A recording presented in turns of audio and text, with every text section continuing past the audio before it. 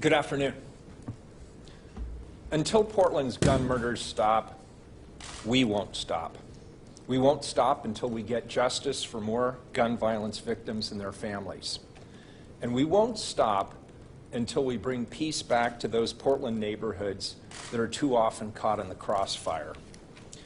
Today, I'm presenting a 2-year evidence-based plan called Safer Summer Pdx. This plan is specific, and it provides actionable goals to better coordinate existing resources and activates an additional $2.4 million to near-term community-based violence interventions. Safer Summer Pdx is accompanied by an emergency declaration that will implement the plan in an agile, accountable, coordinated, and fair manner, reducing Portland's gun violence by at least 10% over the next 2 years. Safer Summer Pdx focuses on providing positive options for those who are now engaged in gun violence and creates options for them to step away from a life of violence. It complements the law enforcement gun violence improvements that are already in place and already showing positive results. In 2020, Chief Lavelle and I led efforts to create the Enhanced Community Safety Team, known as the ECST, within the Portland Police Bureau. In this calendar year alone, the ECST has been assigned over 250 cases related to gun violence and continues to work diligently to bring perpetrators to justice. In 2021, I directed the creation of the Focused Intervention Team, known as the FIT, which includes a strong community oversight group. That's called the FIT-COG, the FIT Community Oversight Group. They conduct weekly meetings to review ongoing FIT actions to ensure that the team operates in a manner that's consistent with community values. This year, the FIT has recovered dozens of guns and made over 100 arrests. In 2021, Portland also expanded its partnership with the Portland Area Crime Gun Initiative convened by the United States Attorney. It brings all levels of law enforcement together to address gun violence here in the city of Portland. This initiative reviews gun violence crimes with an eye towards federal prosecutions as appropriate and makes referrals to provide services for high-risk individuals. We are continuing our recruitment efforts to hire more police officers and unarmed public safety support specialists. While we still have a ways to go in achieving my goal of hiring an additional 300 Police Bureau staff in the next 3 years, I'm proud to say we're making good progress. This morning, 23 new staff were sworn in, including public safety specialists, support staff, and 16 new sworn officers. As we increase staffing and collaboration amongst law enforcement, the ability to constitutionally investigate, arrest, and prosecute those who murder or attempt to murder others with a gun also increases. But Portland will not cure our gun violence problem through law enforcement and prosecutions alone. We understand that it takes law enforcement and criminal justice agencies combined with community-focused violence intervention efforts to bring peace back to the streets of Portland. That's why, in 2021, City Council expanded other programs like the Park Ranger Team to better ensure the safety in public spaces. In addition, Council allocated a total over $10 million over the next 2 years to increase community-based violence prevention programs through the Office of Violence Prevention, usually known as OVP.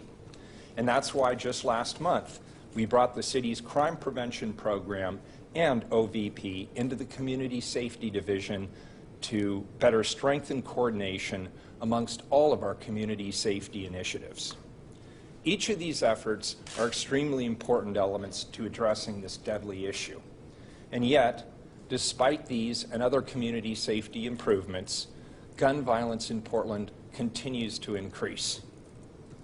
To improve our results, We needed a deeper understanding of the exact nature and the drivers of Portland's gun violence. That's why I commissioned the California Partnership for Safe Communities, an independent expert group, to analyze the exact nature of gun violence in our community. That data allows us to more precisely guide our actions and our investments to better achieve quicker and better results. Last week, California Partnership for Safe Communities finalized their problem analysis report on Portland's gun violence. The research findings are sobering, but it provides us with the actionable insight that we need to tweak and change and create better solutions moving forward. The report highlighted 4 specific aspects of Portland's gun problem. First, just over half the gun violence that we see in our community is group member involved. The data estimates that a little over 200 individuals are responsible for the vast majority of our city's gun violence. 200 individuals. Second, the largest age group involved with gun crimes is between 25 to 34 years of age. Third, although African American males make up 5.9% of Portland's population, they comprise 47% of shooting victims and suspects. And fourth, starting from our low baseline of gun violence, Portland's rate of gun violence has increased faster than many of our peer cities, 207% since 2019. Our 2-year plan, Safer Summer Pdx, along with its partnering emergency declaration, which is designed to fast-track plan implementation across all of our city bureaus, is built on these new research findings. Emergency declarations can get results that the status quo just can't. It organizes the work needed within a unified command structure and provides the agility and the ability to address gun violence in our community. It really boils down to this.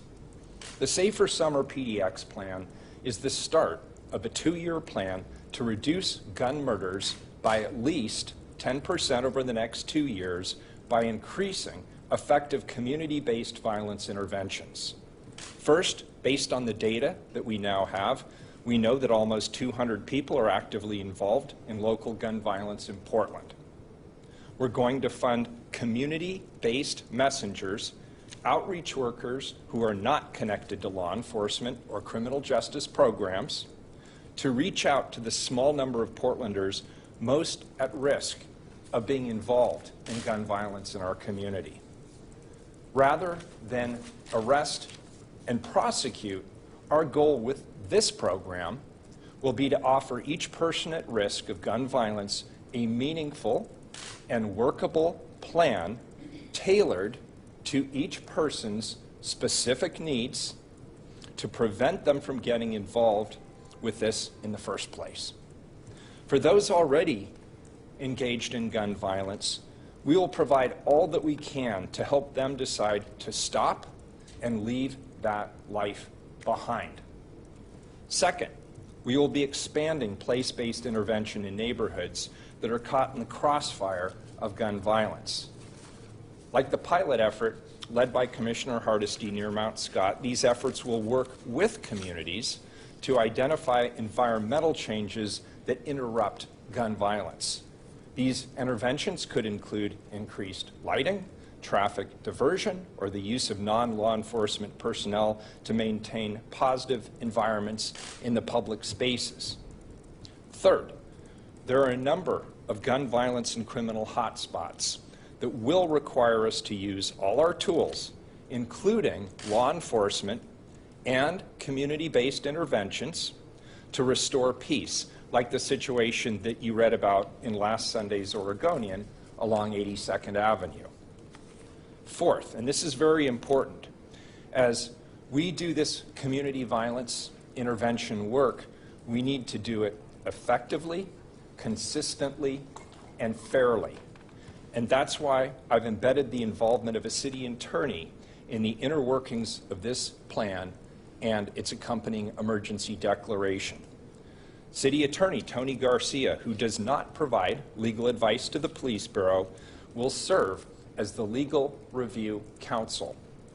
In this role, he will watch over all of our shoulders, asking tough questions, playing the contrarian, and advising the team to make sure that we protect the legal rights of clients we reach out to with community-based nonprofit partners.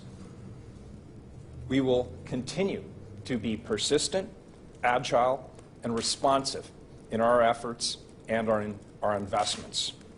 As we learn more about this issue, and as this issue continues to evolve, we will adapt and assess all potential paths forward. The public's expectations are clear, and we've set our goals accordingly. We will not stop until gun violence stops. Before I turn this over to Director Mike Myers, who hopefully will show up there, I want to speak directly to those who are involved in gun violence within our city and to those who might know others who are involved with it. My message to you is this: we do not choose the lives that we are born into. I know that many of you have been dealt an incredible, challenging hand in life, whether that's due to your family situation, the discrimination that you face on a daily basis, or simple mistakes that put you on a rocky path. I'm here to tell you that we are sincere in wanting to offer you a path out. We want to provide you with the tools, the resources, and the support needed to lead a better, safer life for you, and importantly, for your loved ones. We will be seeking to connect with our community-based outreach workers who, in turn, will be attempting to reach out to you. We'll also be establishing a hotline where you can confidentially reach out to us. With that, I'll turn it over to Director Myers, who I have appointed as the incident commander on this emergency declaration and the leader of the Safe Summer Pdx initiative, to walk through how the action plan is organized. And if all things work well, Mike will show up. There he is, right on cue. Thanks, Mike. Well, thank you, Mayor Wheeler, and good afternoon, everyone. My name is Mike Myers. I'm the Community Safety Transition Director for the City of Portland, and I will be your incident commander for this emergency. The mayor just explained what we are doing and why we are doing this, and I will now explain how we plan on operationalizing this emergency declaration. The mayor's office recently released the California Partnership for Safer Communities report. The Portland Homicide Problem Analysis 2019-2020 report highlighted the specific groups within our community who are at greatest risk of violence. With this knowledge, we can tailor interventions to reduce community risk. In addition to helping us identify people at highest risk of gun violence, the gun violence data helps us focus on locations in the city that are most impacted by that gun violence. The report also identified groups and networks at high risk for involvement in violence and their relationships to certain locations in Portland. Using an incident command structure, we will coordinate multiple city and regional partners into a common focus to reduce the gun violence in Portland. This will include the focused intervention team's work around violent offenders.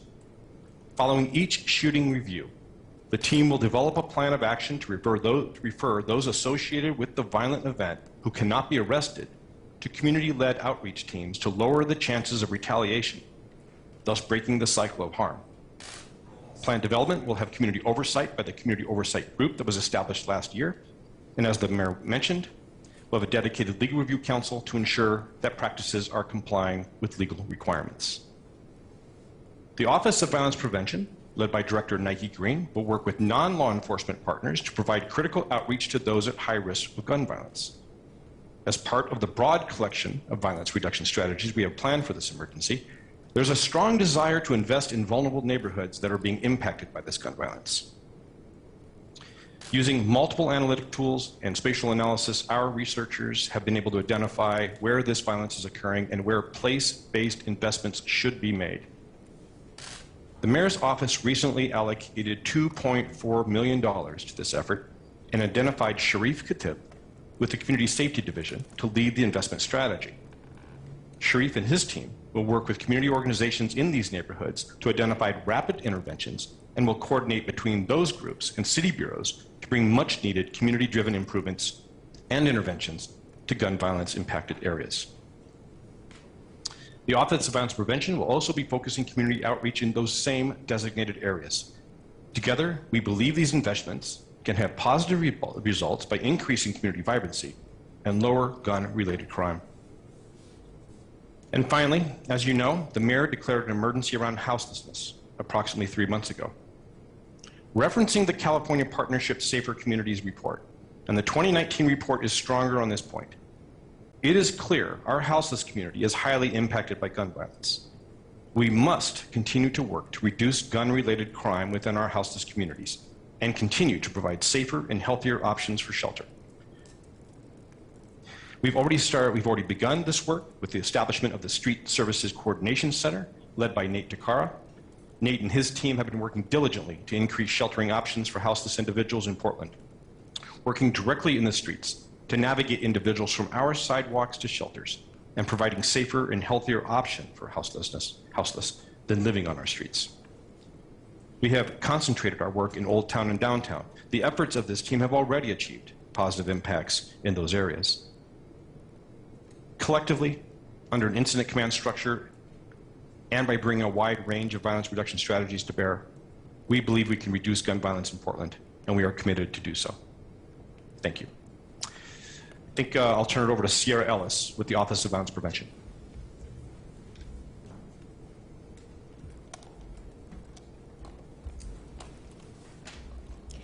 Good afternoon. My name is Sierra Ellis, and I'm the Operations Manager for the Office of Violence Prevention. I am here on behalf of my office and Director Nike Green. Thank you to the Mayor and his team for the invitation to speak on behalf of OVP's ongoing efforts in addressing gun violence in our city. As you all know, Portland has experienced increase in gun violence over the last several years.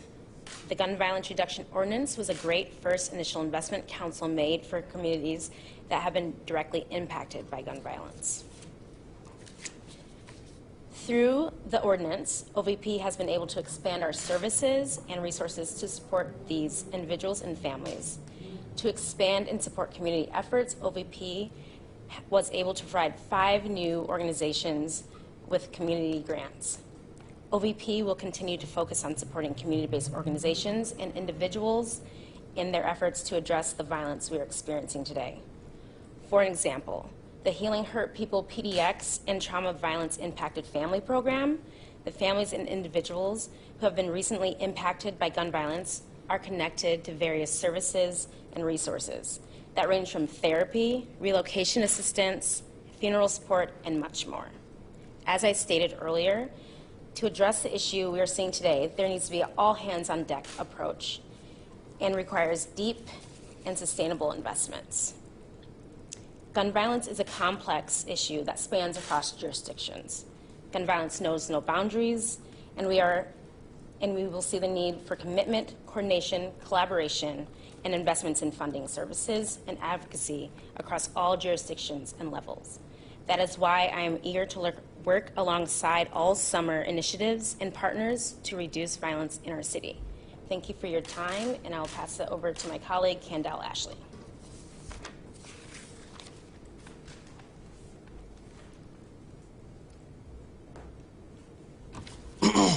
Good afternoon. My name is Candell Ashley. I've had the pleasure of working with constituents in the mayor's office for the past year. I recently joined the Safe Summer Pdx initiative as a project manager associate. I was born and raised in Portland. I have seen the good and the bad that this city has to offer. I have lived experience in the realm of gun violence. Shootings and homicides have greatly impacted myself, those around me, and my community. I am joined with my colleague Sharif, who brings over a decade of experience working in counter-violence operations all over the world. Together, our team has a combined experience of global and local expertise to help address gun violence here in Portland. Our team will work with community members that are most members that are most impacted by gun violence to help break the cycle. Our work alongside OVP's efforts, Safe Summer Pdx efforts, focus on places and groups and communities most affected by gun violence. We are using a combination of methods to engage with those most likely to engage or become victims, those who are vulnerable and likely to be pulled into, which we call on the fence, and to break these cycles. Our three objectives of the summer efforts are to engage and persuade those most likely to shoot not to shoot, engage those on the fences to participate in social activities to keep them off the streets and to keep them from roaming or interacting with these people that are shooting. And then invest in neighborhoods and communities that are most impacted by gun violence. As our team works to help address this gun violence, our partners have been on the streets where the violence is happening to combat this. I believe, just like my colleague has said, this is an all-hands-on-deck situation. We need to work together to make sure that we're complementing the work of other community-based organizations, city-led initiatives, and public safety works. I believe this approach is the correct approach, and we're on the right track. The time is now. The time is now for our elders and religious leaders to come back and say and speak. The time is now for our parents to get a hold of our kids. The time is now for us to rebuild our community and rejuvenate the soul that we have now lost. The time is now. Thank you, and I give it over to Chief LaBelle.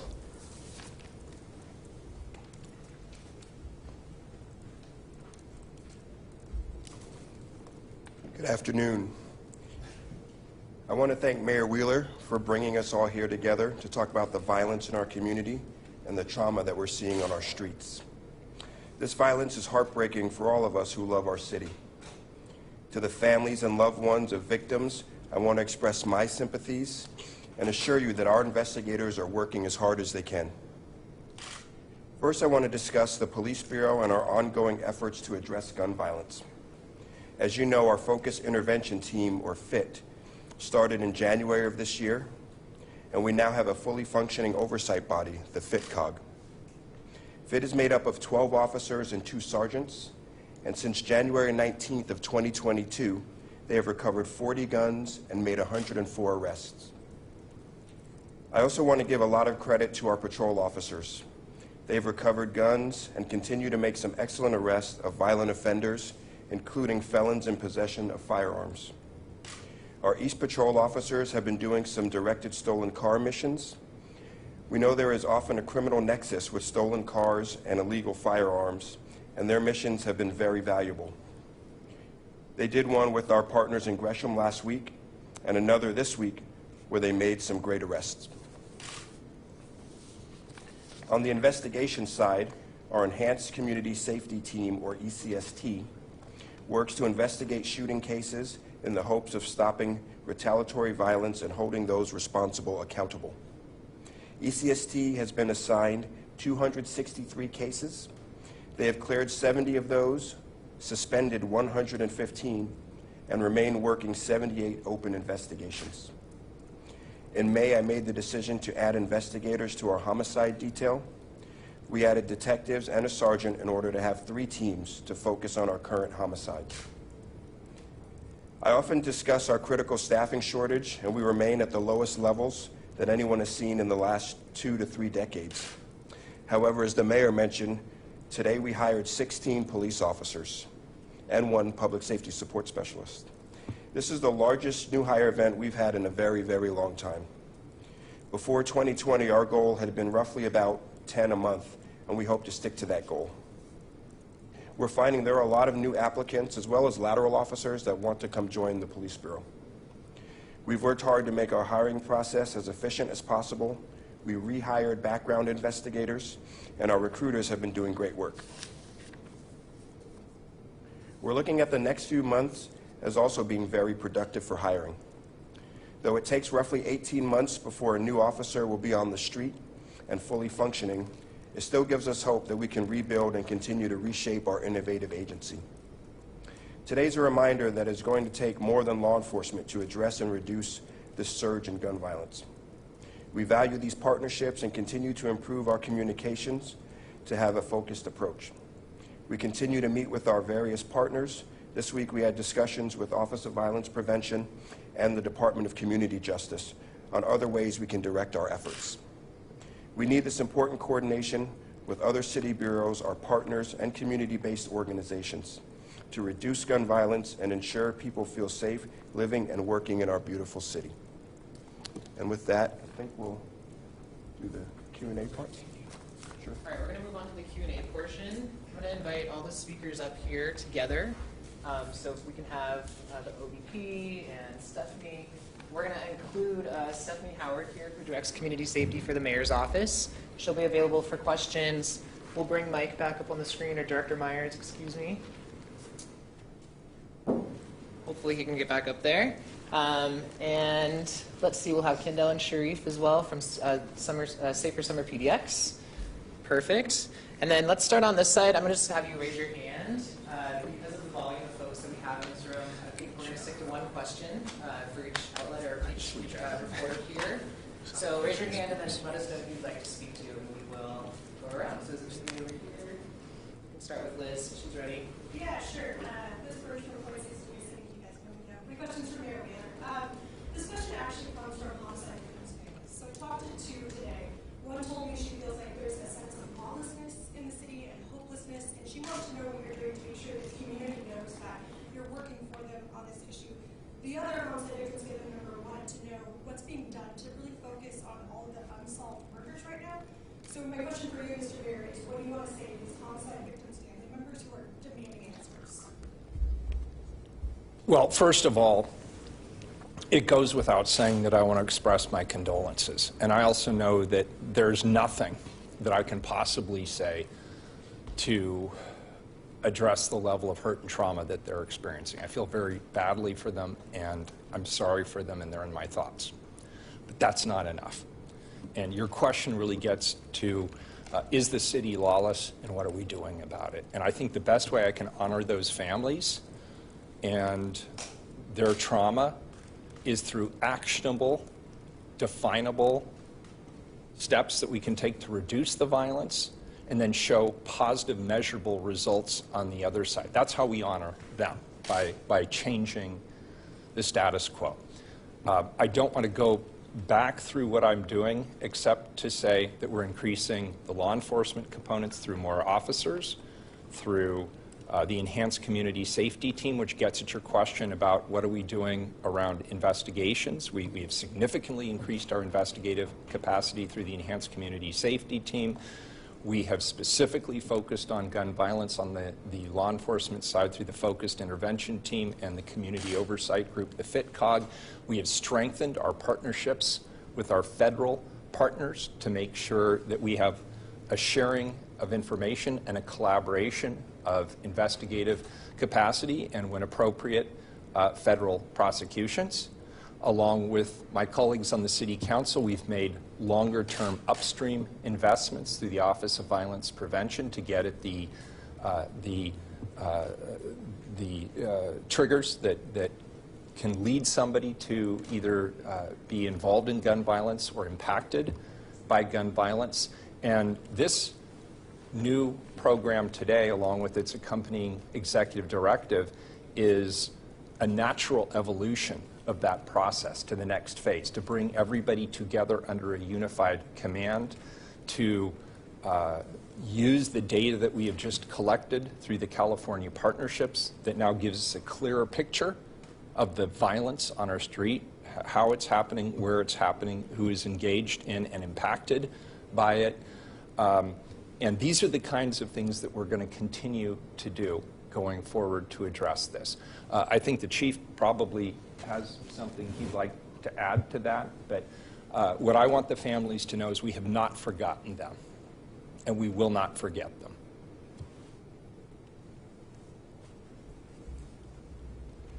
Thank you, Mayor. I echo the mayor's sentiments there. It's so hard to even express, our condolences to a family who just lost a loved one. doesn't bring their loved one back, and I don't know if it gives them much solace. But I do want people to know, and families of victims in particular, that we're working as hard as we can to solve these cases.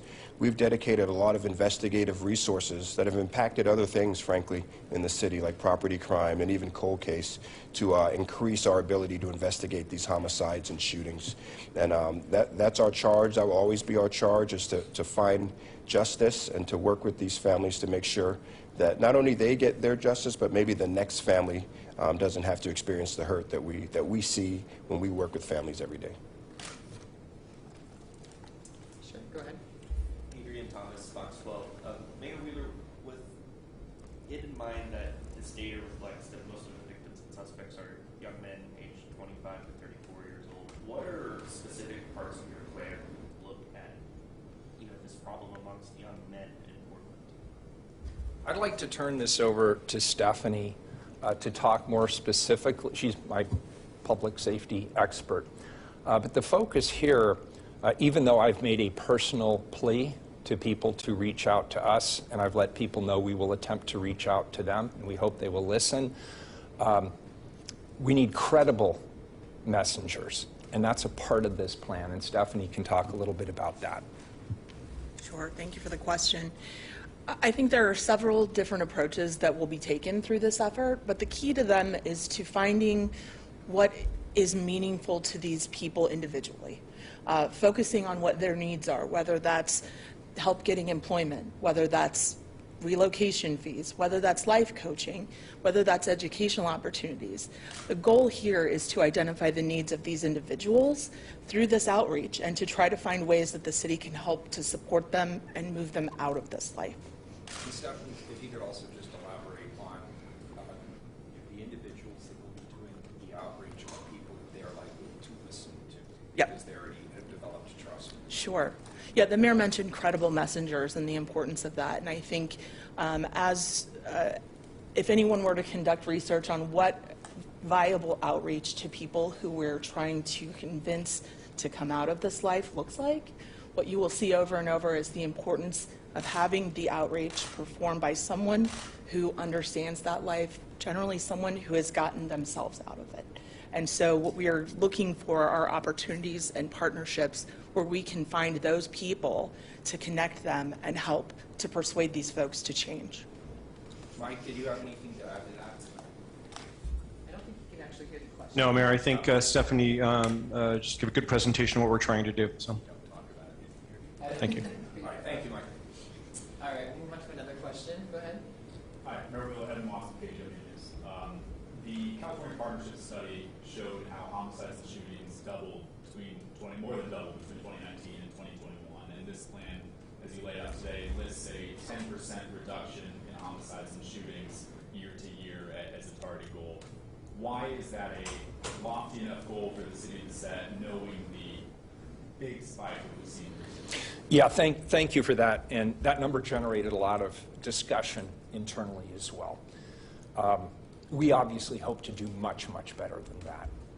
But it's also a statement of acknowledgement that there are many factors that come into play. It's a complex issue, and it's going to take time and energy, particularly if you're talking about one-on-one interventions with that group of individuals who are likely to be engaged in or impacted by gun violence. So I see that as a floor, as a baseline. I guess my question is somewhat of a step back. Much of this outreach work, hasn't that been ongoing over the past few years? So how is this, and there's been the healing hurt people who've been in the hospitals, gang outreach workers on the streets. So what is going to be different with this approach? What's going to be new? And is there much collaboration between the police who are out there and the community-based groups that are working to do outreach? Yeah, I think, there are several things that are different about this. Number one, this is an addition to the work that's already happening. The emergency declaration provides us with the ability to expedite the way that we target resources and to respond to individual needs like I outlined before as we get that outreach completed. So I think that the The biggest part of what's different is our agility through the emergency declaration to identify and respond to the needs as we learn them. I would also say that working and building on the work of OVP through some of the interventions that you referenced, we're looking at additional partners. The emergency declaration provides us, and the $2.4 million that council allocated to this, provides us with additional resources to find more ways to outreach, to find more relevant and meaningful ways to conduct that outreach faster. So I think that's one of the biggest things that is different now. It's a building on to that and the agility that it provides. And if I could I also just add to that? Yeah, I also just wondered how will you identify where that money will go? Great. I'll let you deal with that one in a minute, or somebody else can deal with the money question. So first of all, yes, many of these trusted community partners are in the community already. What's different is now they're under a unified command structure. So we had individuals through the Office of Community and Civic Life. We had the Office of Violence Prevention. The county has its parole and probation officers and the referral services there. Now we're bringing all of these services together on a unified basis so that they can make quick decisions, they can be agile in that decision making, and they can measure their collective results. And if they need to true up or tweak the plan or move into a slightly different direction, they're all sitting around the same table at the same time making that decision collectively. And I think perhaps Sharif would be good to respond to how we identify those opportunities. Yeah, and she had a question about budget as well, dollars. How will the $2.4 million be allocated? How will you decide where that money will go? Yeah, you can hear me through the mask, I hope. Yes. Great. So the organizations that we're working with will be identified a number of ways, either through applications to us, through a very simple set of questions, which has done a broad round robin through emails, or through our direct outreach to organizations in our geographic areas of focus that we believe are representative of those communities and can reach the people who need that assistance most. And following on from what Stephanie said, the advantage of the emergency declaration compared to what our colleagues in OVP are doing who have run a formal grants process, this allows us to expedite the awards process so we can award to much smaller groups who perhaps don't have the capacity to write a full formal grant application. So we're adapting to their needs much more specifically. In terms of financial allocation, it's I don't want to say a fairly even split, but broadly between our three objectives of focus, between focusing on the individuals who are most likely to be affected or perpetuate gun violence and persuading them to not do so, engaging youth in pro-social activities, and then through the place-based investments. Max, did you get the Yes, copy I of the? did. Yeah, there's actually a section in there, but it's like halfway through, but it is there. Will the funding be ongoing? I know that's been some of the concerns of the smaller groups that get initial funding, but That's my job. After you, sir. what's the continued support? Look, as long as this crisis exists, there will be funding, and I will continue to fight for it, and I believe the majority of my council will continue to support it. All right, let's move on to somebody else. Go ahead. Jonathan Levinson, OVP. Hey, Jonathan. Mr. Mayor, we've heard today about how complex gun violence is. Similarly, counterinsurgency is highly tailored to the communities that it's waged in. What is it about foreign development in Afghanistan and Iraq that is relevant to gun violence in Portland?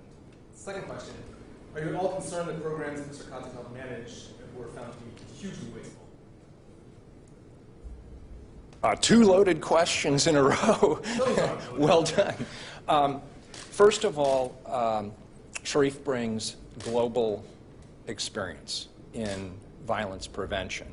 And he's being teamed up with Kendall and Julian, who were born and raised here. At least they're I don't know if you were both born and raised here, but you are both born and raised here.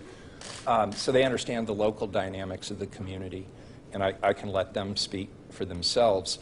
But I think as a combination, it brings both global best practices as well as local knowledge to the table in a way that I expect to be very effective.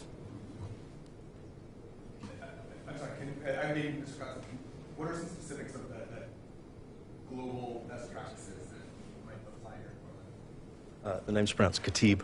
Oh, I apologize. That's all right. I have about 15 years of experience implementing U.S. government-funded programs addressing counter-violence and counter-terrorism in some of the most dynamic and challenging environments. And in all of the programs I've managed, we have worked with community as the building block for resilience and resistance to those challenges. And the effects are surprisingly similar, regardless of the country in which you work, because in all communities there is resilience, there is pride, there is strength, but there is also a very weighted history. And it's balancing those two things. I would argue that my foreign experience, and as you can tell, I'm not entirely American, allows me to not accept that facts are given or real. I do not consider it acceptable that 5.9% of the population is black American in Portland, yet a disproportionately high volume is affected by gun violence. I do not accept where the communities are located or where the interstates are located. All of these factors I consider as an element to challenge, to consider in our approaches, and to ensure that all the resources we are putting into communities are there for the communities to use for their resilience and their continued strength. And I would like to challenge you and ask you to do further homework, please, on entirely wasteful previous programs. That is factually incorrect. Thank you. Let's go ahead and look. Yeah, Eric Moncade, too. So this is for Mayor Wheeler and others who need to address this. But we've been talking with people all week around these neighborhoods that mostly these hotspots. You see it at EMAT in the report, right? And they've told us they feel like not enough is being done. So can you kind of tell them concretely, what are they going to see moving forward this declaration that's going to look different to them? Because they say they're just not seeing enough being done right now. Yeah, well, what you're going to see is all of the interventions and prevention strategies that are identified in the report are going to be targeted in areas with the highest need and towards individuals who are the most likely to be engaged in or impacted by gun violence. So it is intended to be a targeted, focused approach, and we believe that will have the most significant impact. The analogy is often given with regard to gun violence that it is like a virus. And if it is like a virus and you know that there is a cure for said virus, then you obviously want to connect the cure to those who are exposed to the virus.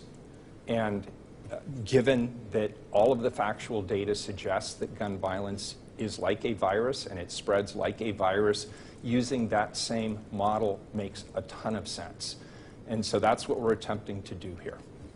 So are they going to see more, in these neighborhoods, right, where we see shooting after shooting, are they going to see more community programs? Yes.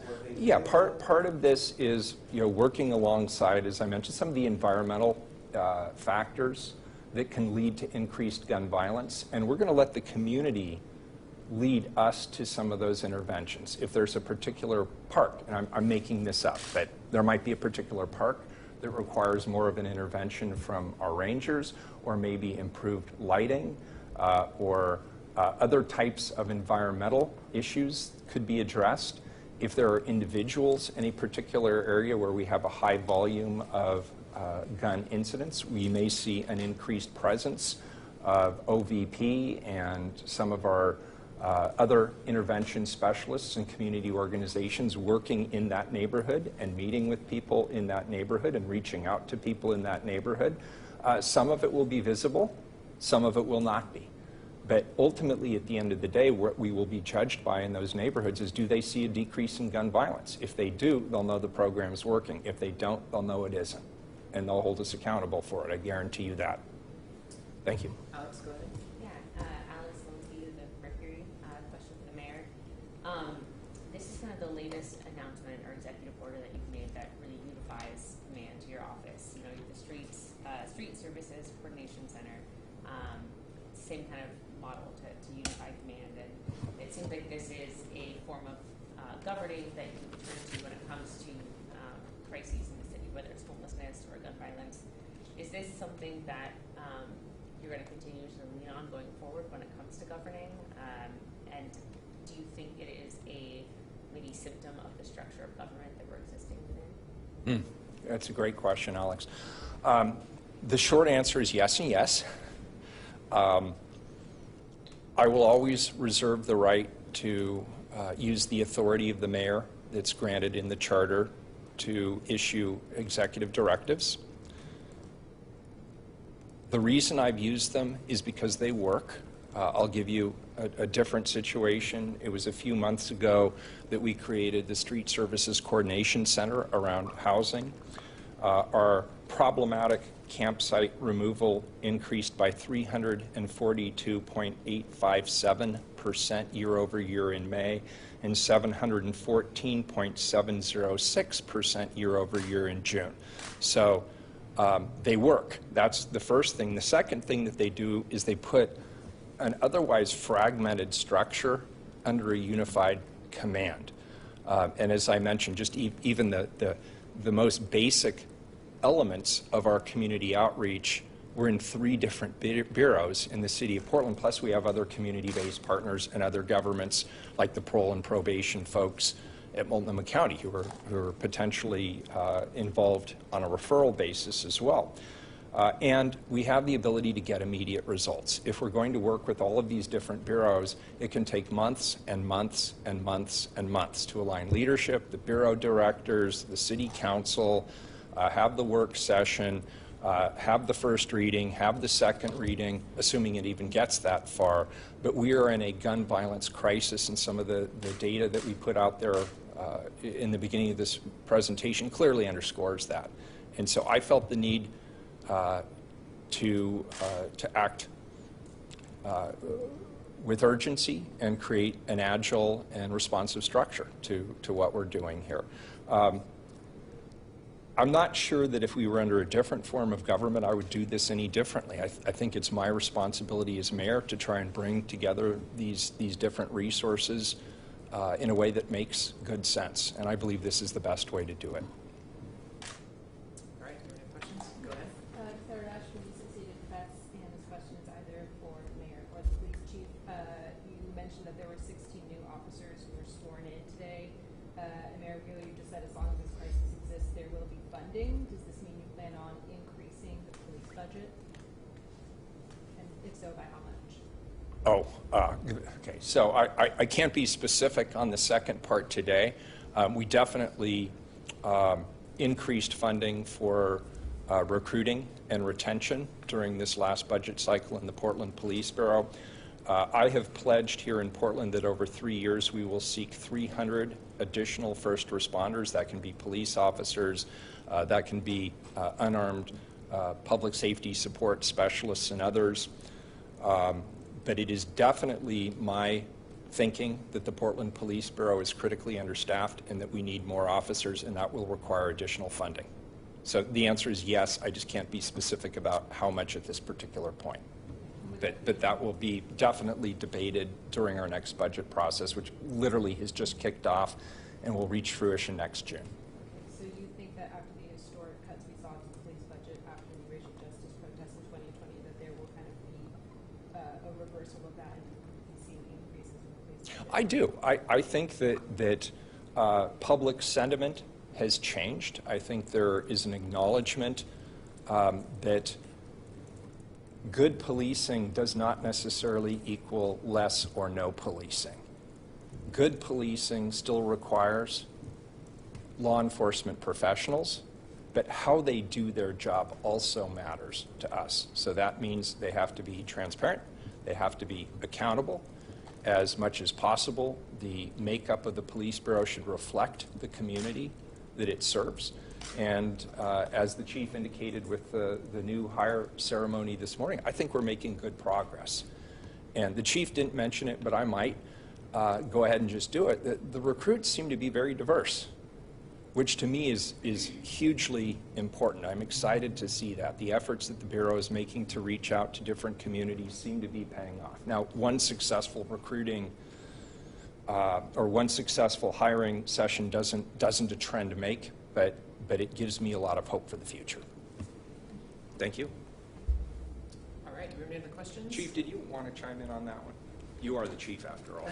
Well, I never pass up an opportunity to recruit. And we are recruiting. It's one of our high priorities is to bring the staffing level at the Police Bureau back up. We've lost some really important units and some work that really needs to be done in the city. Our traffic unit was moved to assist patrol to answer calls for service. Folks from our narcotics unit were moved to answer calls for service and help the precincts. And you look at this, we're a city that's had a lot of crashes, a lot of fatalities on our roads. Restoring our traffic division is a high priority for me, but we need the staffing to do that. You look at the effects of overdoses and fentanyl on our community, and we want to have folks in place to do that. And also answer calls for service, but on the backs of all these calls for service are investigations too. We need investigative bodies, detectives. We move people from cold case and property crimes to focus on just this huge rise in gun violence, but that's important work too that needs to get done as well. So we're always looking to hire new people that want to come in and have a heart for service and want to serve the city. Portland's a great place to come do it. Lateral officers and other places that are looking for another opportunity, we're happy to welcome them as well. But I think for us to really do the things that we need to do as a police bureau and give the service that we want to give to our community, we're going to need the proper staffing to do it. All right, with that, let's one more question, Alex. Just a good technical question. I know this plan is meant to be 2 years, but I'm guessing there's not an emergency declaration for 2 years, or is that so? Go ahead. I think the determination of how long the emergency declaration lasts will be determined by what our gun violence looks like. This was a 2-year plan. Hopefully we won't need an emergency declaration for 2 years around this, but we're committed to doing whatever we need to do to address it as quickly as we can. All right, well, thank you guys so much for coming. We really appreciate it. You guys have my contact info if you have any follow-up questions. So, thank you so much. Thank you. Did everybody get the report? Y'all got the report? Okay. Reports out there. If you didn't get it, let me know.